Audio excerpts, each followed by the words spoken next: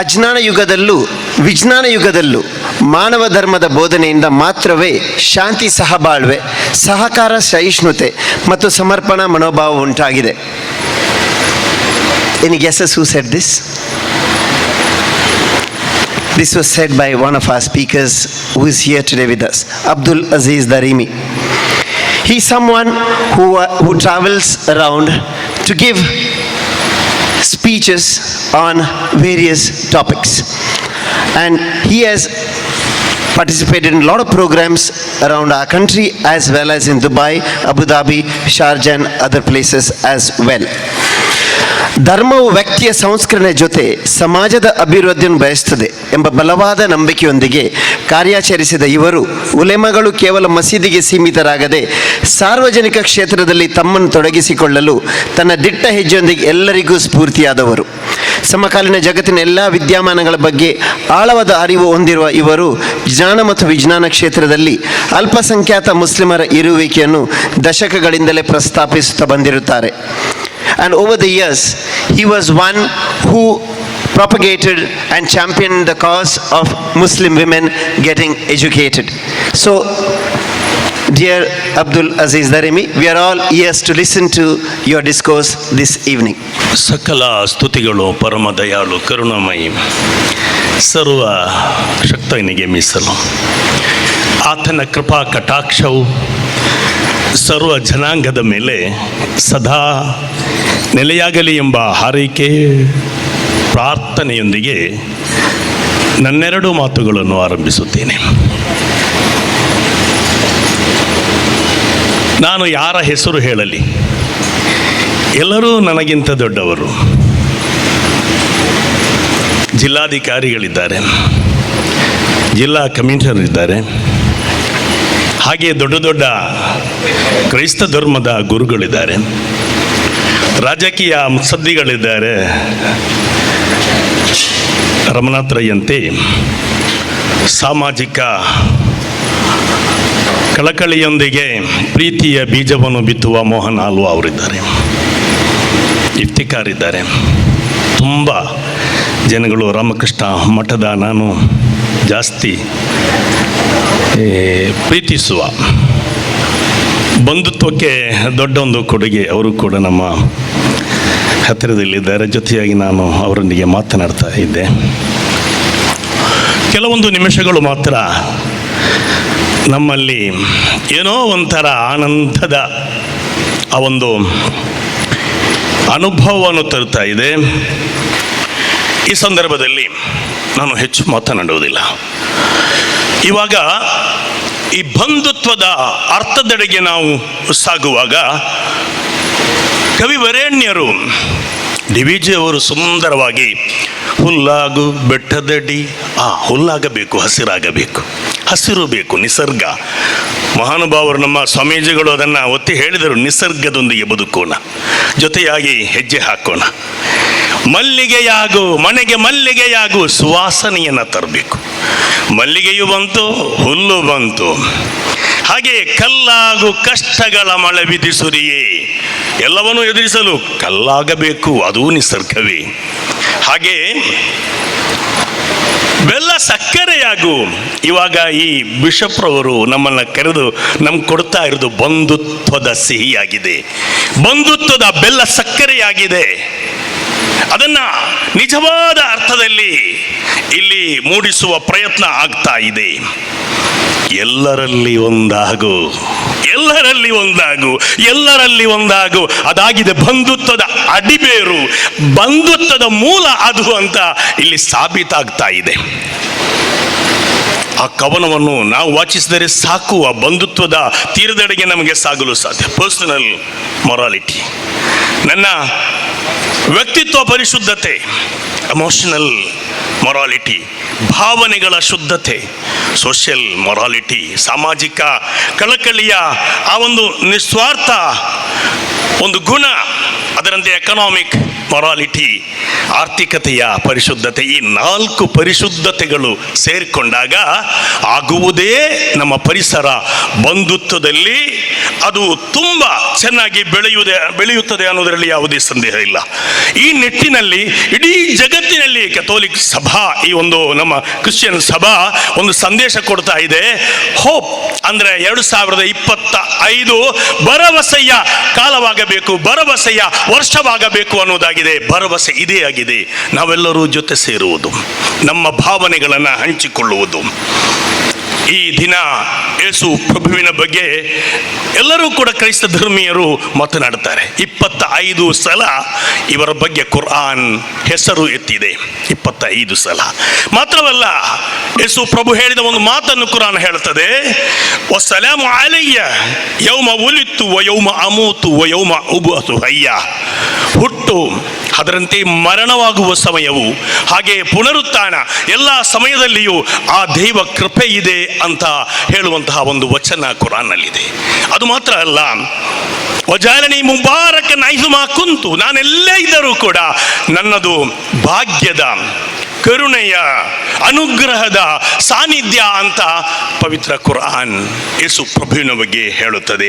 ಆದ್ದರಿಂದ ಇವೆಲ್ಲವನ್ನು ಜೊತೆಯಾಗಿ ನಾವು ಮನವರಿಕೆ ಮಾಡುವಾಗ ಬಂಧುತ್ವ, ಬಹುತ್ವ, ಭ್ರಾತೃತ್ವ, ಈ 3 ಇರುವ ಒಂದು ದೇಶ, ಒಂದು ಮಣ್ಣು ಇದ್ದರೆ ಅದು ನಮ್ಮ ಜನ್ಮಭೂಮಿ ಈ ಭಾರತ ಮಾತ್ರ, ಬೇರೆ ಎಲ್ಲೂ ಇಲ್ಲ. ಎಲ್ಲೂ ಅದನ್ನು ಕೃತಕವಾಗಿ ಸೃಷ್ಟಿಸಬೇಕಷ್ಟೇ. ಆದರೆ ಇದು ಭೂಮಿಯಲ್ಲಿ ಇದರ ಮೂಲವಾಗಿ ಇದು ಇಲ್ಲಿ ಉದ್ದೀಪನಗೊಂಡಿದೆ. ನೋಡಿ, ನಾವು ಹಂಚ್ಕೊಂಡಿದ್ದೇವೆ, ಈ ನಿಸರ್ಗವನ್ನು ನಾವು ಹಂಚ್ಕೊಂಡಿದ್ದೇವೆ. ಸೂರ್ಯ ಅಂತ ಹೆಸರಿಟ್ಟರು. ಆ ಬೆಳಕನ್ನು ನೀಡುವ ಈ ಜಗತ್ತಿಗೆ ಒಬ್ಬನೇ ಒಬ್ಬ ಸೂರ್ಯ. ಆ ಸೂರ್ಯನನ್ನು ಸೂರ್ಯ ಅಂತ ಹಿಂದೂಗಳು ಕರೆದರು, ಹೆಸರಿಟ್ಟರು. ಸೂರ್ಯ ಅಂತ ಕರೆದರು, ಮಗುವಿಗೆ ಸೂರ್ಯ ಅಂತ ಹೆಸರಿಟ್ಟರು. ಅದೇ ಸೂರ್ಯನನ್ನು ಶಂಸು ಅಂತ ಹೇಳ್ಕೊಂಡು ಮುಸಲ್ಮಾನರು ಹೆಸರಿಟ್ಟರು. ಅದೇ ಸೂರ್ಯನನ್ನು ಕ್ರೈಸ್ತರು ಮಾಡಿದ್ರು, ಸನ್ನಿ ಅಂತ ಹೇಳಿ ಅದೇ ಸೂರ್ಯನನ್ನ ಹೆಸರು ಇಟ್ಕೊಂಡ್ರು. ಇನ್ನು ನಕ್ಷತ್ರವನ್ನು ಹಂಚಿಕೊಂಡ್ರು. ತಾರಾ ಅಂತ ಹಿಂದೂಗಳು ಹಂಚಿಕೊಂಡ್ರೆ, ನಜ್ಮು ಅಂತ ಮುಸಲ್ಮಾನರು ಹಂಚಿಕೊಂಡ್ರು. ಅದೇ ಕ್ರೈಸ್ತರು ಶೈನಿ ಅಂತ ಅಂದ್ಕೊಂಡ್ರು.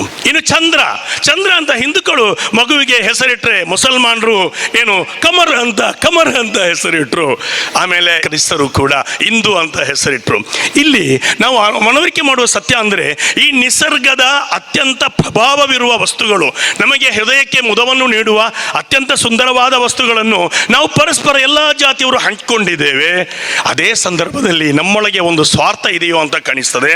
ಅದೇನೆಂದರೆ, ಡ್ರಮ್ ಅನ್ನುವಾಗ ಒಂದು ಧರ್ಮ ಬರುತ್ತೆ, ದಫ್ ಅನ್ನುವಾಗ ಮತ್ತೊಂದು ಧರ್ಮ ಬರುತ್ತೆ, ಚೆಂಡೆ ಅನ್ನುವಾಗ ಇನ್ನೊಂದು ಧರ್ಮ ಬರುತ್ತೆ. ಆದರೆ ಇಲ್ಲಿ ಆಲೋಚನೆ ಮಾಡಬೇಕಾದ ವಿಚಾರವೇನೆಂದರೆ, ಶುಗರ್ ಅನ್ನುವಾಗ ಯಾರಿಗೂ ಸಂಶಯ ಇಲ್ಲ, BP ಅನ್ನುವಾಗ ಇಲ್ಲ, ಹಾರ್ಟ್ ಅಟ್ಯಾಕ್ ಅನ್ನುವಾಗ ಯಾವ ತೊಂದರೆ ಇಲ್ಲ, ಟ್ಯೂಮರ್ ಅನ್ನುವಾಗ ಇಲ್ಲ, ಸುನಾಮಿ ಅನ್ನುವಾಗ ಇಲ್ಲ, ಪ್ರಳಯ ಅನ್ನುವಾಗ ಇಲ್ಲ, ದುರಂತ ಅನ್ನುವಾಗ ಇಲ್ಲ, ಭೂಕಂಪ ಅನ್ನುವಾಗ ಇಲ್ಲ, ಕೊರೋನಾ ಅನ್ನುವಾಗ ಇಲ್ಲ, ಮರಣ ಅನ್ನುವಾಗ ಇಲ್ಲ. ಯಾರಿಗೂ ತರ್ಕವೇ ಇಲ್ಲ, ಅದರಲ್ಲಿ ಯಾವುದರಲ್ಲಿಯೂ ತರ್ಕ ಇಲ್ಲ. ಈ ರೀತಿ ನಾವು ಆಲೋಚನೆ ಮಾಡುವಾಗ 4 ಸಂಗತಿಗಳು ಮಾತ್ರ: ಪ್ರೀತಿ, ದಯೆ, ಕರುಣೆ, ಸೇವೆ. ಈ 4 ಸಂಗತಿಗಳ ಪ್ರತಿಪಾದಕರಾಗಿ ಪ್ರಭು ಯೇಸು ನಮ್ಮ ಮುಂದೆ ನಿಲ್ಲುವಾಗ, ನಾವು ಈಸಾ ಅಂತ ಪ್ರವಾದಿಯಾಗಿ ಗೌರವಿಸುವಾಗ ಒಂದು ಪ್ರಶ್ನೆಯನ್ನು ನಿಮ್ಮ ಮುಂದೆ ಇಡಬೇಕಾಗತ್ತೆ. ಅದೇನೆಂದರೆ, 3 ನೊಬೆಲ್ ಪ್ರಶಸ್ತಿ ಪಡೆದಂತಹ 3 ವಿಜೇತರು. ಪ್ರಥಮವಾಗಿ ಮಾರಿಸನ್ ಅವರು ಒಂದು ಕಥೆಯನ್ನು ಹೇಳಿದರು. ಎಲ್ಲ ಸಕಲ ಕಲಾ ವಲ್ಲಭೆಯಾದ ಅಜ್ಜಿಯನ್ನು ಸೋಲಿಸುವುದಕ್ಕೋಸ್ಕರ ಕೆಲವರು ಪಡ್ಡೆ ಹುಡುಗರು ಹೋಗಿ ಪ್ರಶ್ನೆ ಕೇಳಿದ್ದು, ಕೈಯಲ್ಲಿ ಒಂದು ಹಕ್ಕಿಯನ್ನು ಹಿಡಿದು. ಆ ಅಜ್ಜಿ ಕೊಟ್ಟ ಉತ್ತರ, ನಿಮ್ಮ ಕೈಯಲ್ಲಿರುವುದನ್ನು ಬದುಕಿಸುವುದು ಮತ್ತು ಸಾಯಿಸುವುದು ನಿಮ್ಮ ಕೈಯಲ್ಲಿದೆ ಅಂತ. ಅದು ಈ ಬಂಧುತ್ವವನ್ನು ಉಳಿಸುವುದು, ಅದನ್ನು ಮುಗಿಸುವುದು ನಮ್ಮ ಕೈಯಲ್ಲಿದೆ, ನಮ್ಮೆಲ್ಲರ ಕೈಯಲ್ಲಿದೆ. ಅದನ್ನು ನಾವು ಅರ್ಥ ಮಾಡ್ಕೋಬೇಕು. ಅದೇ ರೀತಿ ಅಲೆಕ್ಸ್ ಕೆರಲ್ ಜೀವಶಾಸ್ತ್ರದಲ್ಲಿ ನೊಬೆಲ್ ಪ್ರಶಸ್ತಿ ಪಡೆದಂತಹ ಅವರು ಹೇಳಿದ ಒಂದು ಜಗತ್ತಿಗೆ ಒಂದು ಸಂದೇಶವಿದೆ. The aim of the civilisation is not progress of the science and missionary but mankind. ಇಲ್ಲದೆ ಮ್ಯಾನ್ ಆಗುವುದು ಹೇಗೆ? ಆದ್ದರಿಂದ ಕರುಣೆ, ದಯೆ ಅದು ಬೇಕೇ, ಅದು ಇಲ್ಲದಿದ್ದರೆ ಮನುಷ್ಯತ್ವ ಉಳಿಯಲ್ಲ ಅಂತ. ಇನ್ನು ಈವಾಗ ನೊಬೆಲ್ ಪ್ರಶಸ್ತಿ ವಿಜೇತ ಜೆಫ್ರಿ ಹಂಟನ್ ಹೇಳಿದ ಮಾತು ನಾವು ಎಲ್ಲರೂ ಗಂಭೀರವಾಗಿ ತೆಗೆದುಕೊಳ್ಬೇಕಾಗತ್ತೆ. ಯಾಕಂತ ಹೇಳಿದರೆ, ನಾವು ನಮ್ಮನ್ನೇ ಜೋಡಿಸುವಲ್ಲಿ ನಿರತರಾಗಿದ್ದೇವೆ. ಎಷ್ಟೋ ಕಾಲ ಆಯಿತು. ನಮ್ಮೊಳಗೆ ಪೂರ್ವಿಕರು ನಮಗೆ ಕೊಟ್ಟ ಆ ಆದರ್ಶದ ಐಡಿಯಲ್ ಭಾರತ, ನಾವೆಲ್ಲ ಭಾರತೀಯರೆಂಬ ಭಾವ ಮೂಡಲಿ, ನಮ್ಮಲ್ಲಿ ಭೇದ ಭಾವ ಪ್ರಭೋ ದೂರವಾಗಲಿ, ಇದು ಹಿಂದಿನಿಂದ ಹಾಡುತ್ತಾ ಪ್ರಾರ್ಥಿಸುತ್ತಾ ನಾವು ಬಂದಿದ್ದೇವೆ. ಅಲ್ಲೇ ನಾವು ನಿಂತ್ಕೊಂಡಿದ್ದೇವೆ. ಆದರೆ ಕಾಲ ಮುಂದುವರೆದಿದೆ, ಎಚ್ಚರಿಕೆಯ ಕರೆಗಂಟೆ ಬರ್ತಾ ಇದೆ. ನಾವು ಎಲ್ಲರೂ ಕೂಡ ಅಲ್ಲಿ ನಿಲ್ಲಬೇಕಾದವರು ಅಲ್ಲ. ಜೆಫ್ರಿ ಹಿಂಟನ್ ಹೇಳ್ತಾರೆ, ಈ ಜಗತ್ತಿನ ದೊಡ್ಡ ದುರಂತ ಅಂದರೆ ಮಾನವ ಕುಲವೇ ಇಲ್ಲವಾಗುವ, ಮಾನವನ ಶಕ್ತಿಯೇ ಇಲ್ಲವಾಗುವಂತಹ ಆ ಸಮಯ ಬಂದೋಗ್ತಾ ಇದೆ. ಅಂದರೆ 20 ವರ್ಷದೊಳಗೆ ಮಾನವನ ಬುದ್ಧಿಮತ್ತೆ ಇದೆಯಲ್ಲ, ಅದನ್ನು ನಿಷ್ಪ್ರಯೋಜನ ಮಾಡಿ, ಏನು ಕೃತಕ ಆ ಒಂದು ಬುದ್ಧಿಮತ್ತೆ ಇದೆಯಲ್ಲ, ಆರ್ಟಿಫಿಷಿಯಲ್ ಇಂಟೆಲಿಜೆನ್ಸ್ ಇದೆಯಲ್ಲ, ಅದು ಪ್ರಭಾವವಾಗುತ್ತದೆ. ಅದರ ಮುಂದೆ ನಾವು ಬರೀ 3 ವರ್ಷದ ಮಗುವಾಗಿರಲು ಮಾತ್ರ ಸಾಧ್ಯ. ಆದ್ದರಿಂದ ಒಂದು ವೇಳೆ ಆಧುನಿಕತೆಯ ತಂತ್ರಜ್ಞಾನ ಕೆಟ್ಟವರ ಕೈಗೆ ಸಿಕ್ಕರೆ ಈ ಜಗತ್ತಿನಲ್ಲಿ ಮಾನವ ಕುಲ, ಮನುಷ್ಯತ್ವ ಉಳಿಯುವುದು ಸಾಧ್ಯವಿಲ್ಲ ಅಂತ. ಆದ್ದರಿಂದ ಅದರ ಬಗ್ಗೆಯೂ ಕೂಡ ಈ ಬಂಧುತ್ವದೊಂದಿಗೆ ಕೂಡ ನಮ್ಮ ಮನುಷ್ಯತ್ವವನ್ನು, ಮಾನವ ಕುಲವನ್ನು ಉಳಿಸುವ ಆ ಪ್ರಯತ್ನವನ್ನು ಕೂಡ ನಾವು ಮಾಡಬೇಕಾದಂತಹ ಅನಿವಾರ್ಯತೆ ಇದೆ ಅಂತ ಈ ಸಂದರ್ಭದಲ್ಲಿ ನಾನು ಹೇಳುತ್ತಾ, ಮಹನೀಯರೇ, ಪ್ರೀತಿಸಲು ಇವತ್ತು ಕಾರಣಗಳು ತುಂಬ ಬೇಕು. ನಾನು ಪರಸ್ಪರ ಪ್ರೀತಿಸಲು ನನಗೆ ಕಾರಣಗಳು ಬೇಕು. ಒಂದೋ ಬಣ್ಣ ಅಥವಾ ರೂಪ ಅಥವಾ ಇನ್ನೊಂದು ಮತ್ತೊಂದು ಮಗದೊಂದು. ಆದರೆ ದ್ವೇಷಿಸಲು ನಮಗೆ ಕಾರಣಗಳೇ ಬೇಡ. ನಾನು ರಸ್ತೆಯಲ್ಲಿ ಹೋಗ್ತಾ ಇದ್ದೇನೆ, ಆವಾಗ ಒಂದು ಕಾರು ಬರುತ್ತೆ ಸ್ಪೀಡಾಗಿ. ಅವನು ಸ್ಪೀಡ್ ಯಾಕೆ ಹೋದ? ಅವನೊಂದಿಗೆ ದ್ವೇಷ, ಅಷ್ಟೇ ಸಾಕು. ನನ್ನ ಕಾರಿನ ಮುಂದಿನಿಂದ ಮತ್ತೊಂದು ಕಾರು ವೇಗವಾಗಿ ಹೋದರೆ ಅದೇ ಸಾಕು ನಮಗೆ, ಅವನೊಂದಿಗೆ ದ್ವೇಷ ಮಾಡಲು. ಆದ್ದರಿಂದ ಈ ಜಗತ್ತು ತುಂಬ ಏನೋ ಆಗಿದೆ ಅಂತ ಹೇಳಬೇಕಾಗುತ್ತೆ. ಇಲ್ಲಿ ನಾವು ಒಂದಾಗಿ ನಿಂತು ಭಾರತೀಯ ಮಣ್ಣಿನಲ್ಲಿ ಬೆಳಗಿದ ಆದರ್ಶದ ಆ ತತ್ವಗಳನ್ನು ನಾವು ಉಳಿಸಿಕೊಂಡು ಬಂಧುತ್ವದೆಡೆಗೆ ನಾವು ಸಾಗಬೇಕಾಗಿದೆ. ಧರ್ಮಗಳು ಯಾವತ್ತೂ ಕೂಡ ಆಚರಿಸಿದಾಗ ಅದು ತೊಂದರೆ ಕೊಡೋದಿಲ್ಲ, ಅದನ್ನು ಬಳಸಿದಾಗ, ಉಪಯೋಗಿಸಿದಾಗ ಮಾತ್ರ ತೊಂದರೆಯಾಗುತ್ತೆ ಅನ್ನೋದನ್ನು ಕೂಡ ನಾವು ಅರ್ಥ ಮಾಡಬೇಕು. ಧರ್ಮ ಇರೋದು ಆಚರಿಸುವುದಕ್ಕೋಸ್ಕರ, ಧರ್ಮ ಅದು ನನ್ನ ಸ್ವಾರ್ಥಕ್ಕೆ ಉಪಯೋಗಿಸುವುದಕ್ಕೆ ಅಲ್ಲ ಅನ್ನುವ ಸತ್ಯ. ಅದನ್ನು ಆಚರಿಸಿದರೆ ನಾಕವಾಗುತ್ತೆ, ಅದನ್ನು ಬಳಸಿದರೆ ನರಕವಾಗುತ್ತೆ ಅನ್ನುವ ಸತ್ಯವನ್ನು ಕೂಡ ನಾವು ಮನವರಿಕೆ ಮಾಡಿಕೊಂಡು ಹೃದಯ ಬದಲಾಗಬೇಕಾಗಿದೆ, ಪರಿವರ್ತನೆ ಆಗಬೇಕಾಗಿದೆ. ಒಬ್ಬರು ಕವಿವರೇಣ್ಯರು ಹೇಳಿದರು, ಮೊದಲು ಹೃದಯಗಳು ಬಂದವು, ಜಂಟಿ ಹೃದಯಗಳು ಬಂದವು, ಜೋಡಿ ಹೃದಯಗಳು ಬಂದವು, ಹೃದಯ ಪರಿವರ್ತನೆ ಬರಲಿಲ್ಲವಯ್ಯ. ಲಿಂಗ ಪರಿವರ್ತನೆ ಬಂದಿತು, ಬೀಜ ಪರಿವರ್ತನೆ ಬಂದಿತು, ಫಲ ಪರಿವರ್ತನೆ ಬಂದಿತು, ಹೃದಯ ಶ್ರೀಮಂತಿಕೆ, ಹೃದಯ ಪರಿವರ್ತನೆ ಬರಲಿಲ್ಲವಯ್ಯ. ಆದ್ದರಿಂದ ಹೃದಯದ ಪರಿವರ್ತನೆಯಿಂದ ಬಂಧುತ್ವವನ್ನು ಸ್ಥಾಪಿಸುವ ಆ ಮಹನೀಯವಾದಂತಹ ಆ ಒಂದು ಸಂದೇಶ ನಮ್ಮೊಳಗೆ ಖಂಡಿತ ಇದೆ ಹೇಳಿ ನನ್ನ ಮಾತಿಗೆ ನಾನು ವಿರಾಮ ಬಯಸುತ್ತೇನೆ. ಜೈ ಹಿಂದ್, ಜೈ Bharat. Thank you sir. Aziz Darimi ಅವರು ಒಳಿತಾಗುವ ಹಾಗೆ ಜನ ಉಪಕಾರಿ ಪ್ರಯತ್ನಗಳಿಗೆ ತನ್ನ ನಿಸ್ವಾರ್ಥ ಸಹಕಾರ ನೀಡುತ್ತಿದ್ದಾರೆ. Thanks to Abdul Aziz Darimi for addressing the gathering this evening.